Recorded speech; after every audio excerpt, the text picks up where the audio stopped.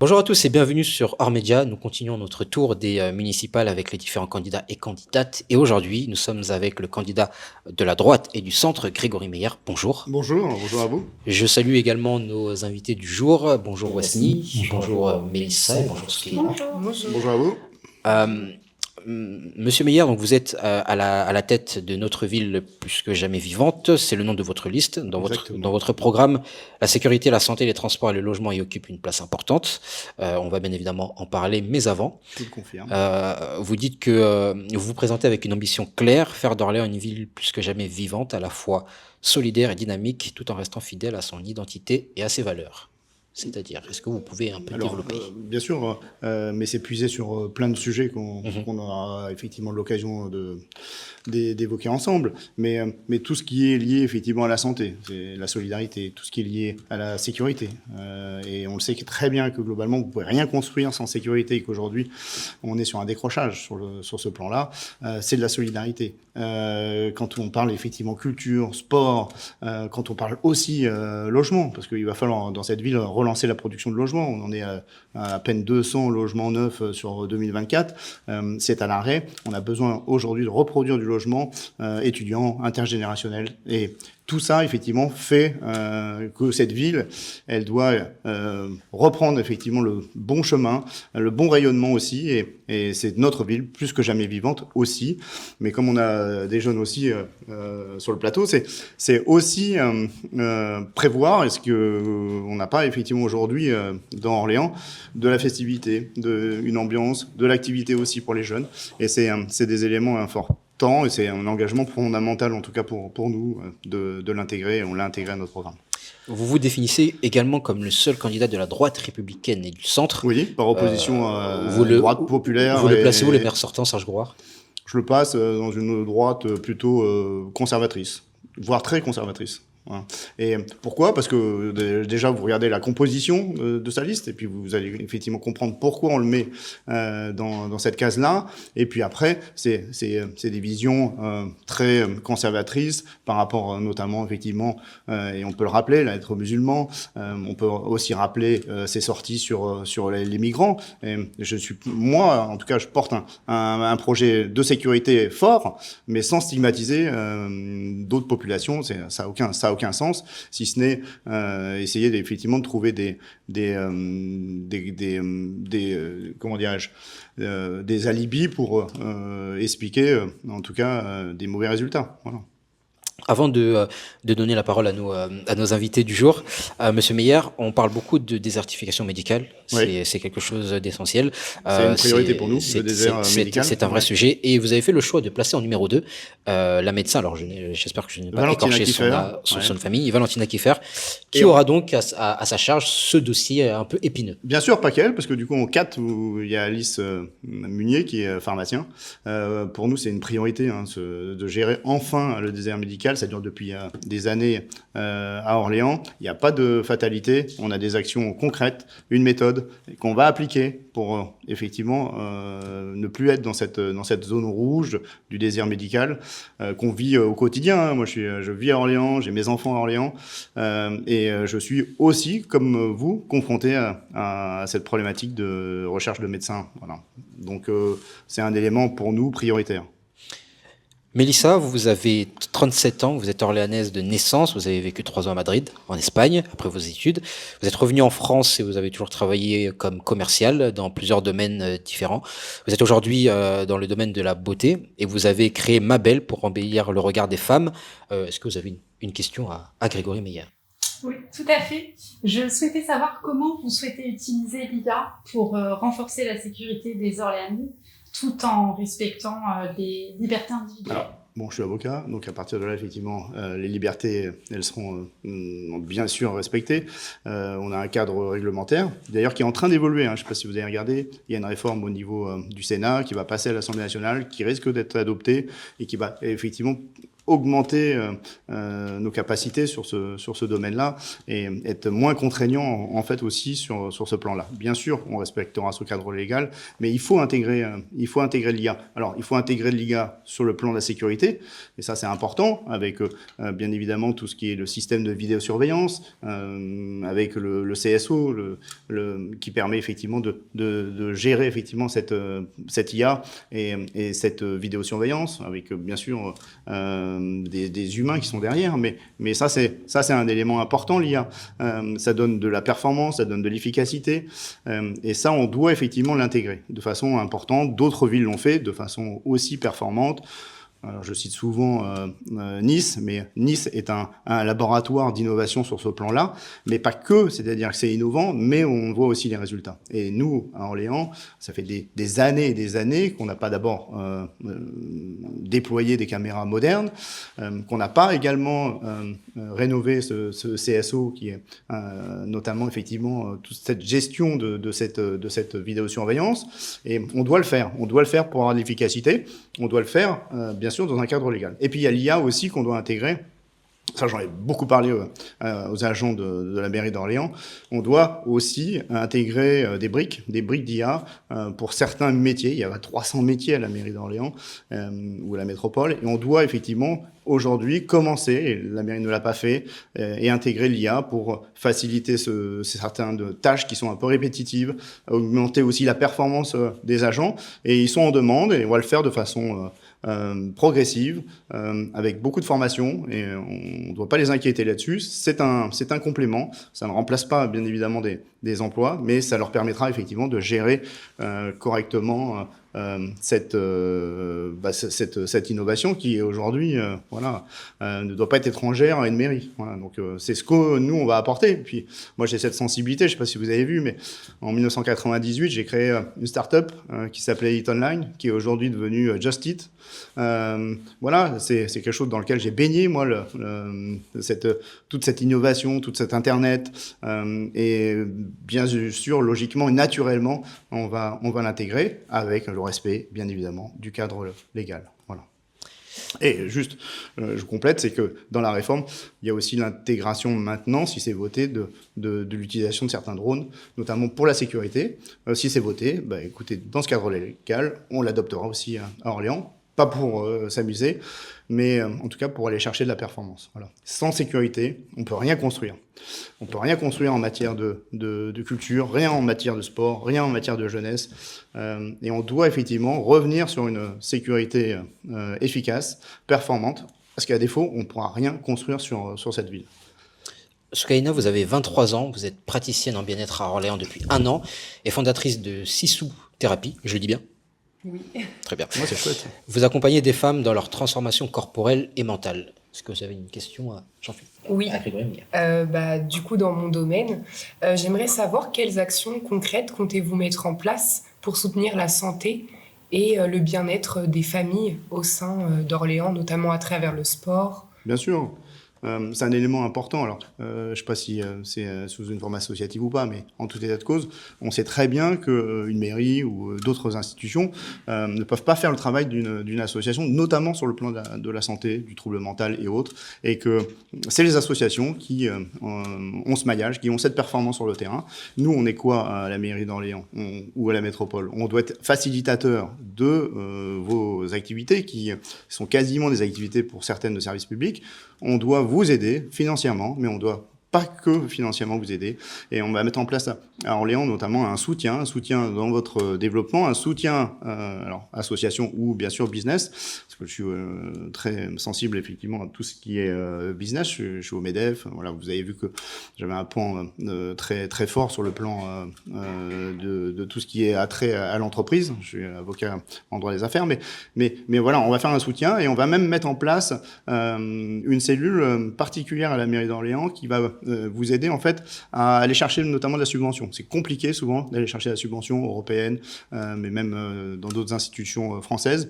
Et on aura une sorte de back-office à la mairie qui va vous permettre en fait aussi de faciliter cette démarche et puis également faciliter vos démarches, simplifier la partie administrative, mettre un guichet unique, voilà. Et on doit vous soutenir et on doit aussi vous flécher. C'est-à-dire que en fonction effectivement de je sais pas aujourd'hui vos contraintes, mais on doit vous aider aussi à lever certaines contraintes administratives pour que voilà vous puissiez vous déployer de façon forte. Voilà, parce que c'est plus qu'utile, c'est encore une fois, c'est quasiment un service public à vous que vous appliquez, que vous développez. Voilà. Wasni, vous avez 18 ans, basketteur et étudiant en terminale. Est-ce que vous avez une question à Grégory Meyer? Du coup, qu'est-ce qui vous a personnellement motivé à vous présenter à la mairie d'Orléans en 2026 alors que vous n'aviez pas encore de mandat politique auparavant? Voilà, bah écoutez, c'est à un moment donné, c'est de faire un état des lieux de sa ville. Moi, je vis dans ma ville et je l'ai toujours dit d'ailleurs dans mes vidéos, j'aime ma ville. Et qu'à un moment donné, quand on voit effectivement le décrochage de cette ville, notamment dans un quotidien, mais aussi dans les palmarès, le JDD, tous les palmarès que vous avez sur le Figaro, la ville décroche. Elle décroche sur beaucoup de domaines et notamment la sécurité, la santé et le business. Et donc, c'est à un moment donné, c'est de se dire, mais moi, j'ai des solutions concrètes, j'ai une méthode à proposer, innovante. J'ai surtout aussi des gens compétents qui m'ont rejoint, très compétents, qu'on a formés, notamment pour demain, prendre cette gouvernance et apporter de la performance, apporter des solutions concrètes, de la proximité, de la sincérité aussi à cette ville. Et donc, on passe comme ça de spectateurs à acteurs. Et on se présente, voilà, pas seul, parce que ce n'est pas une aventure solitaire, c'est une aventure collective, avec de l'intelligence collective, et on se prépare, et on se prépare, et on se prépare, et on se prépare pour la gouvernance. Et aujourd'hui, bien sûr qu'on est prêt, et tout le monde est prêt dans mes équipes. Ils se sont formés depuis 3 ans. Je me suis formé avec eux aussi sur certains sujets, et on est prêt dès le 23 mars à gouverner, voilà, tout simplement. En matière de sécurité, Grégory Meyer, vous projetez d'étoffer la police municipale Oui. en la dotant de 130 agents contre 103 aujourd'hui. Vous pensez que ça fera baisser l'insécurité? Alors non, mais c'est un élément important aussi de mon dispositif. Il y a 3 volets en fait de ce dispositif. Il y a d'abord un volet renforcement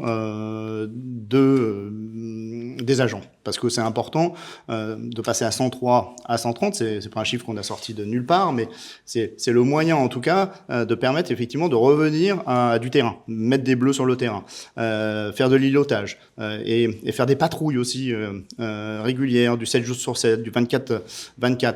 Et ça, effectivement, il faut de la population pour ça, il faut des agents. Et donc, avec 103, en plus, qui ne sont pas sur le terrain, les 103, je vous le détaille pas, mais ils sont pas sur le terrain, c'est pas suffisant pour avoir effectivement cette politique de terrain. Ça, c'est un élément. Il y a l'autre élément qui est un élément d'innovation, dont on évoquait tout à l'heure, la vidéosurveillance. Ok, ce qui est un élément aussi complémentaire à de l'efficacité, à de la performance. Mais je dirais le plus important, en fait, dans cette vision, dans cette politique qu'on mettra en place, c'est ce qu'on a appelé le contrat de sécurité intégré. C'est renouer, recréer et recoordonner en fait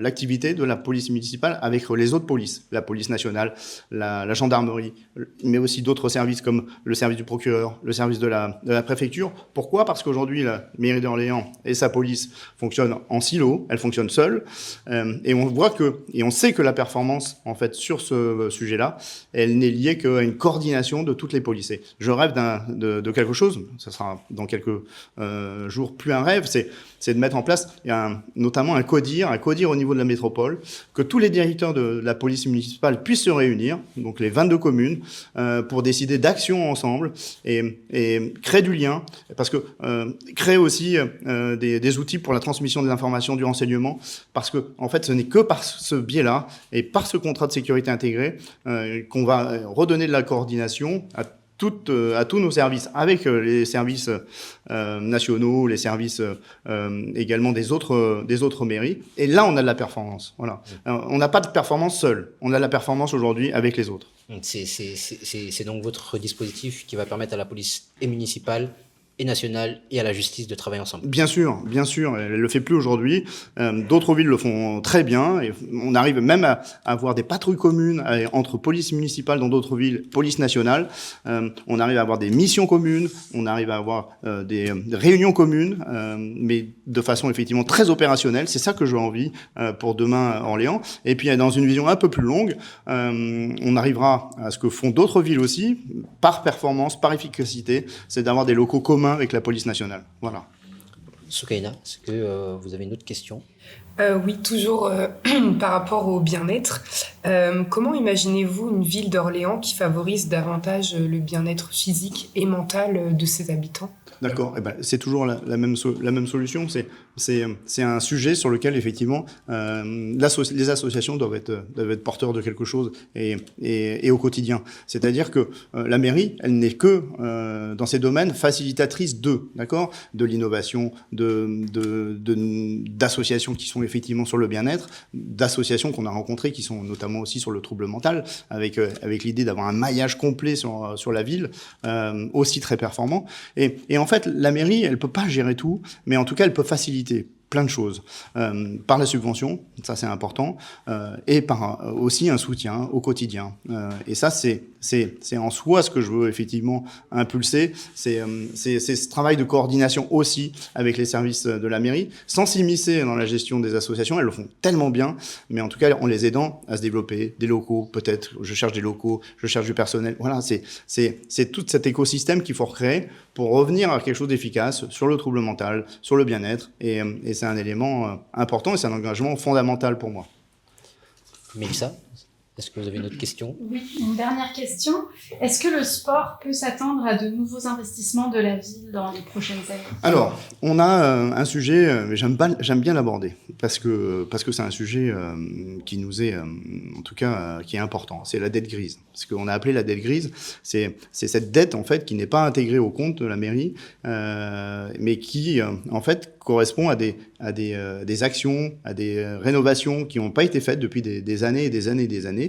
Et si vous voulez effectivement avoir quelque chose de probant sur le plan comptable, il faudrait intégrer cette dette grise à la dette officielle telle qu'elle nous est présentée aussi aujourd'hui par la mairie d'Orléans.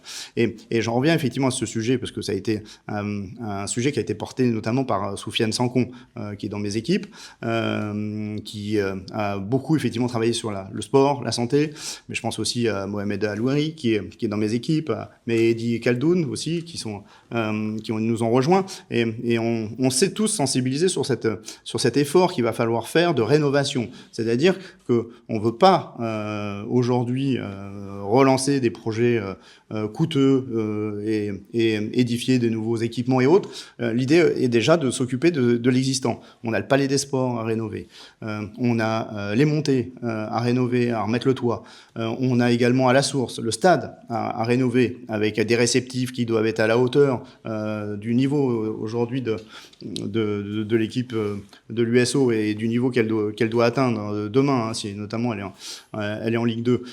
Et on doit en fait rénover tous ces équipements pour que globalement, alors ça je vous parle du pro, on puisse effectivement, et c'est le RCO, c'est l'USO, c'est les Septors, on doit leur donner effectivement ces équipements et les rénover. Voilà, c'est plus à la hauteur. Et puis on a là aussi le sport amateur, et ça c'est important le sport amateur, et on a cette vision aussi de rénover tout ce qui est gymnase. Ils sont dans un état pour certains juste déplorable. On doit faire de la rénovation aussi thermique. L'été, il fait 50 degrés, l'hiver, il fait 10 degrés, voilà. Et on doit améliorer effectivement ce confort-là et la polyvalence. Voilà. Et ça, c'est important. C'est-à-dire que globalement, on puisse permettre à tout le monde d'y accéder. Voilà. Et on a un sujet en ce moment qui nous est remonté, je ne sais pas si vous l'avez, c'est sur le quartier de l'Argonne. C'est Bel Air. C'est un stade sur lequel la mairie a augmenté les contraintes, a interdit l'accès au stade. Et donc, en fait, il y a maintenant des jeunes, mais et ils ont raison d'en faire la demande, qui ont besoin effectivement de ces équipements et qui font souvent le mur d'ailleurs en ce moment pour les utiliser. Mais on doit en fait leur permettre, de rénover, parce qu'il y a un synthétique et puis un naturel, et ça leur convient pas sur le plan foot.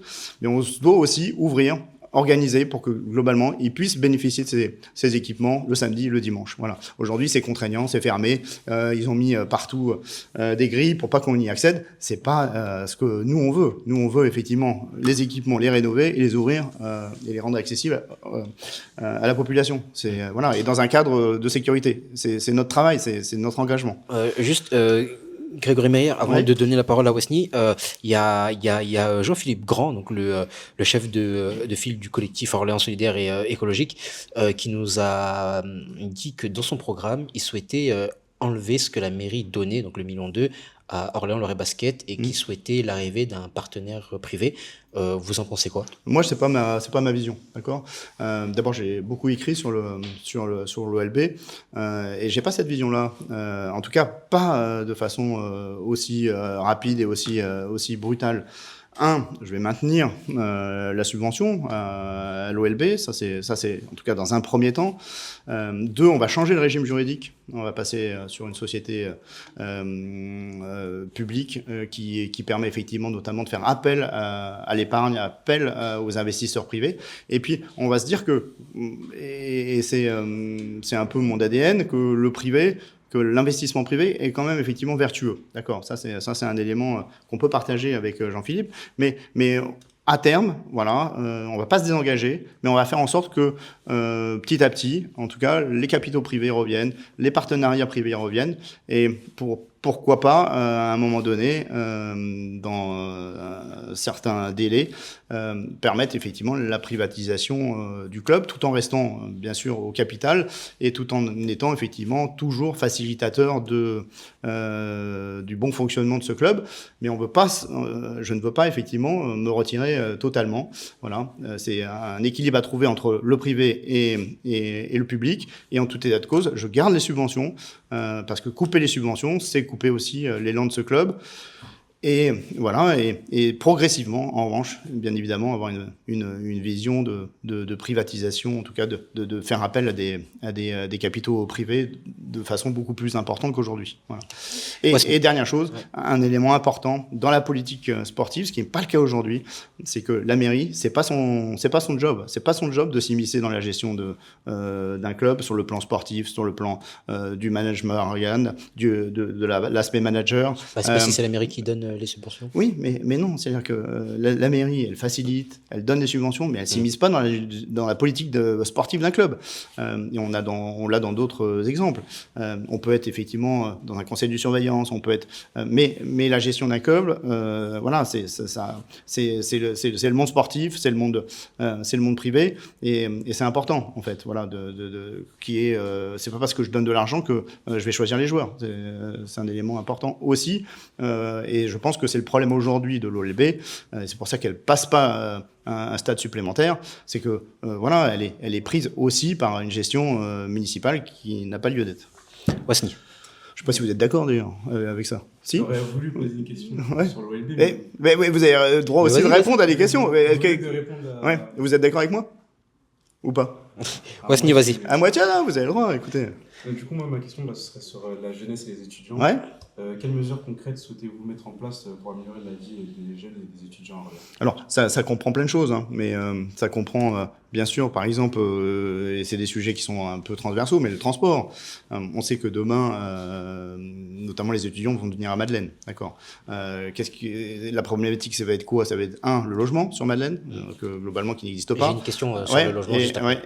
Et deux, après, c'est leur faciliter aussi le transport, adapter les tarifs. Donc ça, c'est tout un écosystème qu'il va falloir recréer, parce que dans un premier temps, dans la mesure où il n'y a pas de logement sur Madeleine, ils vont continuer effectivement à habiter notamment à la source. Donc il y a tout cet aspect effectivement à organiser. Et puis au-delà de ça, c'est des éléments aussi culturels, des équipements, notamment effectivement sportifs, mais aussi des équipements de nuit. C'est un élément sur lequel j'ai souvent échangé. Mais c'est une ville où on s'ennuie. Voilà, c'est une ville où on s'ennuie.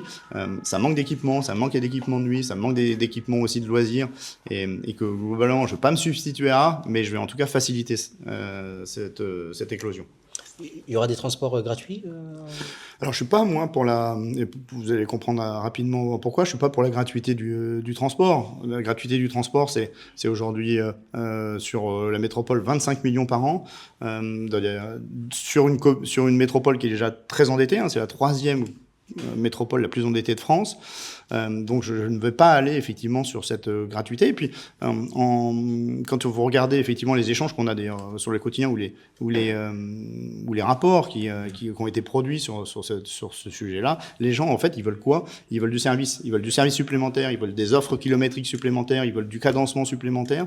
Et donc ça coûte de l'argent. Donc globalement aujourd'hui on va faire un effort sur ce service-là, mais en aucun cas on arrivera effectivement à la gratuité. La seule chose qu'on va nous intégrer, mais parce que ça a un sens sur le plan du commerce du centre-ville, c'est qu'on va tester notamment certains samedis, une fois par mois en tout cas, dans un premier test de gratuité, pour voir si effectivement on a un retour de cette gratuité, c'est-à-dire du flux qui va revenir effectivement sur le centre-ville pour consommer, mais pas que des produits manufacturés, mais aussi de la culture et autres. Donc on fera ce test-là, mais en aucun cas effectivement j'emmènerai la ville ou la métropole, plutôt la métropole, c'est une compétence de la métropole, sur la gratuité totale. Sur le logement, vous souhaitez en construire 5000 pendant votre mandat, notamment pour accueillir les étudiants, on en parlait. Pas moi qui vais construire, mais... Oui, ouais. qui arriveront donc dans le centre-ville à la rentrée 2027. Est-ce que vous pouvez nous parler un peu de ce projet? Oui, alors c'est un gros projet, hein. On le porte... et on est les seuls à porter effectivement cette vision et cette production de logement qui est importante, mais qui doit effectivement compenser ce qu'on n'a pas construit depuis des années sur Orléans. Et ça passe par quoi? C'est toujours pareil, c'est la même méthode, c'est recréer un écosystème qui permet effectivement de reconstruire du logement sur Orléans. Ça part de quoi? D'un état des lieux. D'abord effectivement voir quel est le foncier de la mairie qu'on peut libérer pour ces projets-là. Ça part de quoi? C'est redonner confiance à tout ce monde de la construction, promoteurs, mais pas que, bailleurs sociaux. Et donc on doit leur donner aussi de la confiance et qu'ils puissent revenir sur un modèle économique gagnant-gagnant, c'est-à-dire que globalement eux aussi doivent gagner de l'argent, et on doit effectivement aussi, et c'est des freins qu'il y a aujourd'hui et qu'on a effectivement identifié avec eux, on doit revenir sur une simplification aussi de la production de logements, notamment sur le traitement des permis de construire. Le traitement est très long, et puis ils font face à des contraintes très fortes, notamment au niveau du plume. C'est un plume très défensif, et du coup avec une administration qui gère ce plume qui est elle-même très défensif. Donc beaucoup de rejets de permis de construire, et donc après des gens qui veulent plus notamment porter des projets de construction immobilière à Orléans parce qu'ils savent que leur permis va être annulé. Donc voilà, donc on a un travail aussi de simplification, de rendre le plume beaucoup plus offensif, c'est-à-dire beaucoup plus à favoriser la production de logements. Et puis moi, j'ai cette vision aussi d'arrêter l'étalement, c'est-à-dire qu'il faut densifier les villes, on arrête d'étaler. Et d'ailleurs, dans ces rencontres que j'ai pu faire, notamment au Bleussière, pour arrêter l'étalement, il faut aussi, par exemple, suspendre, et je me suis engagé à le faire, parce que ça n'a pas de sens, suspendre notamment le projet de production de logements là, qui est fait au Grou, et les Grous doivent rester un îlot de fraîcheur, et on va l'aménager pour que les Orléanais puissent en tout cas en profiter beaucoup plus qu'aujourd'hui. C'est une friche de 20 hectares, et ça pourrait être un lieu vraiment extraordinaire de balade, d'activité pour les Orléanaises et les Orléanais. Soukaina, est-ce que vous avez une autre question? Oui, quel est votre point de vue par rapport à l'écologie? Oui, ça c'est un élément aussi fort. J'ai de la chance d'avoir dans mon équipe notamment Jean-Michel Vinceau et Daniel Maton qui ont porté effectivement ce projet écologique. Ça passe d'ailleurs par ce que je vous donnais comme exemple, déjà les Grous.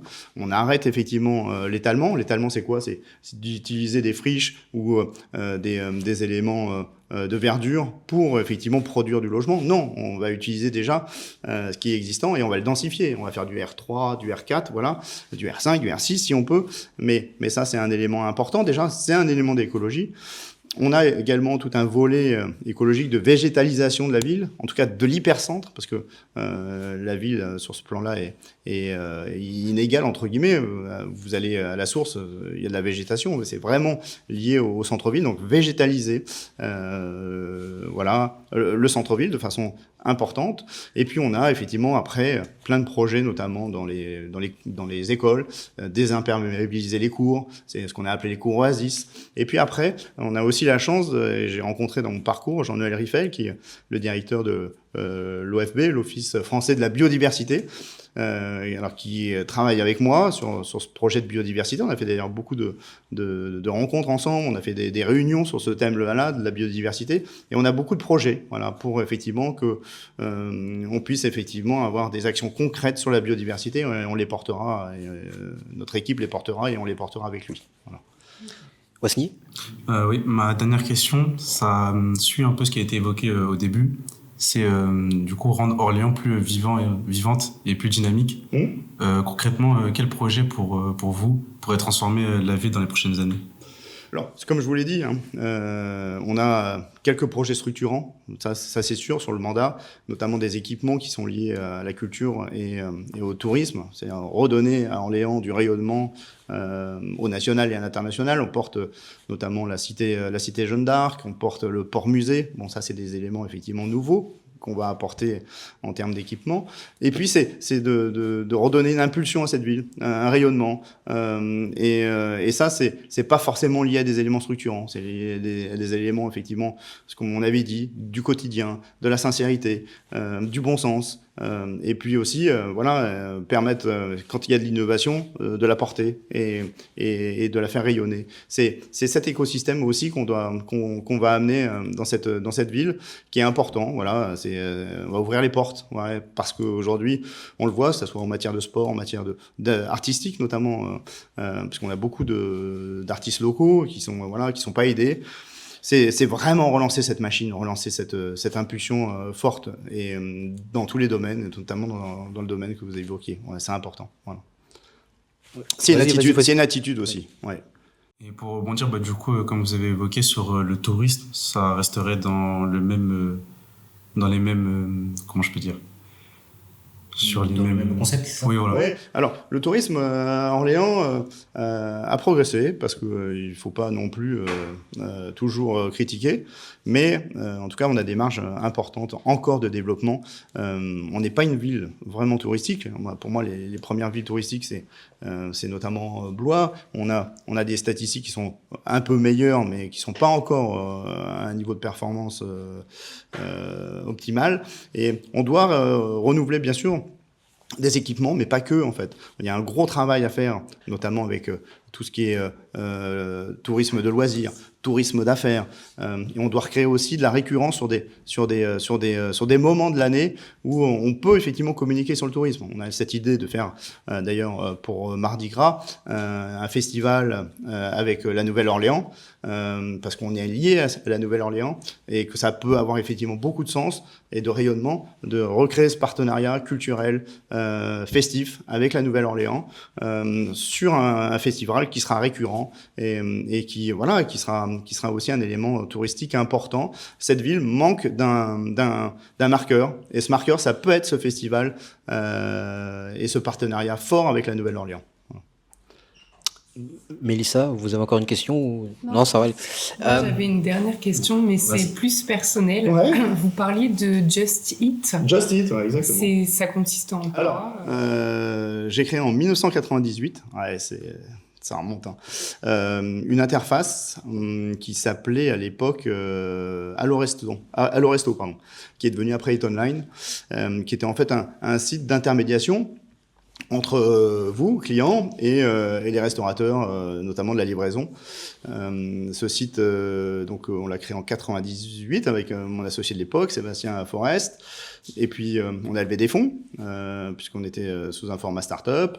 Et puis grâce à la DSL, grâce à l'engouement de l'Internet, faut se mettre en 98 quand même, et c'est devenu un site majeur qui a été revendu à cette société que vous connaissez, Just Eat, qui est un concurrent de Uber Eats, et qui fait, qui est venu sur un marché s'intermédier à la vente à la livraison de plats cuisinés. Voilà, on a inventé ça avant Uber Eats. Voilà. Oui, c'est moi-même qui a été fondateur de cette magnifique aventure, cette magnifique start-up qui aujourd'hui, on est passé de une commande par semaine. C'est vraiment la légende. On était dans nos chambres à gérer ça, à une commande par jour, une commande par seconde, quoi. C'est devenu effectivement une start-up qui aujourd'hui en plus continue à fonctionner. Donc c'est une des seules start-up qui s'est développée de façon aussi importante et qui est encore en vie et qui fonctionne dans votre quotidien de tous les jours. Voilà. Monsieur Meyer, pour revenir un peu à votre programme, il y a aussi la création d'une cité Jeanne d'Arc, oui. La réfection du Palais des Sports, vous en avez brièvement parlé, et de 6 gymnases, la rénovation de 3 écoles par an, ou encore le développement du parc des Grous. Est-ce que vous pouvez nous en dire un peu plus ?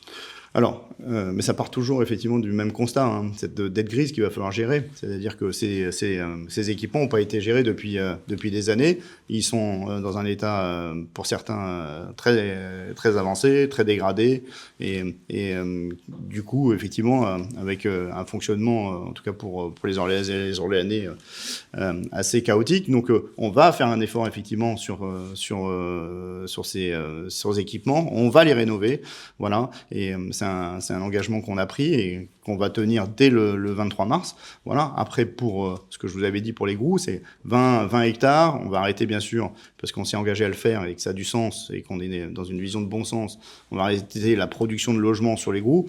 Et c'est une zone de 20 hectares qu'on va redonner aux Orléanaises et aux Orléanais, avec un projet d'aménagement qu'on construira avec eux, mais on peut déjà effectivement imaginer, parce dans les réunions publiques qu'on a eues notamment au Bleussière, il y a une demande qui a été en tout cas validée par nos équipes, c'est d'avoir sur en tout cas les Grous un tiers-lieu pour recevoir les associations, pour recevoir effectivement aussi de la culture.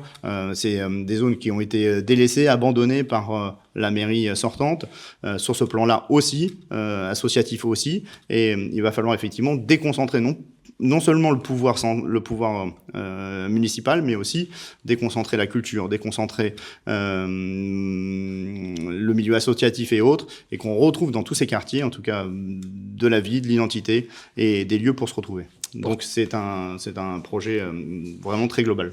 Pour terminer, Monsieur Meyer, est-ce que vous avez un dernier message à faire passer ? Pourquoi les Orléanais et Orléanaises doivent voter pour vous plutôt qu'un autre candidat ou candidate ? Mais c'est d'abord des solutions concrètes. D'accord, ça c'est un élément important et dans tous les sujets qu'on a évoqués. C'est 2, une méthode pour les mettre en place, et 3, c'est une équipe compétente, formée, pour que demain, la ville puisse être gouvernée dans le cadre qu'on aura effectivement défini, du bon sens, de la proximité, du quotidien, de la sincérité, de l'écoute. C'est ce qui manque aujourd'hui fondamentalement à cette ville.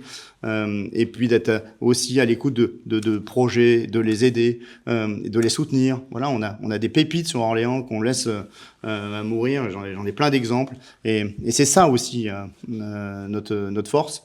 C'est ces 3 piliers qui doivent nous amener effectivement à gagner dans quelques jours et aussi à changer fondamentalement et profondément cette ville. Merci beaucoup. Je vous en prie, merci d'avoir été. Merci de votre invitation, merci d'avoir respecté, en tout cas pour vous, le pluralisme il le faut. Et démocratique, et c'est toujours agréable. Il le faut. Merci à Westny, Soukaina, Mélissa aussi d'avoir répondu à l'appel. Merci à vous de nous avoir suivis sur Hors Média. Je remercie également Clément Rosé, Horizon Production et Visual Focus derrière à la production. Et je rappelle que les élections, c'est ce week-end, donc n'oubliez pas d'aller voter, c'est important.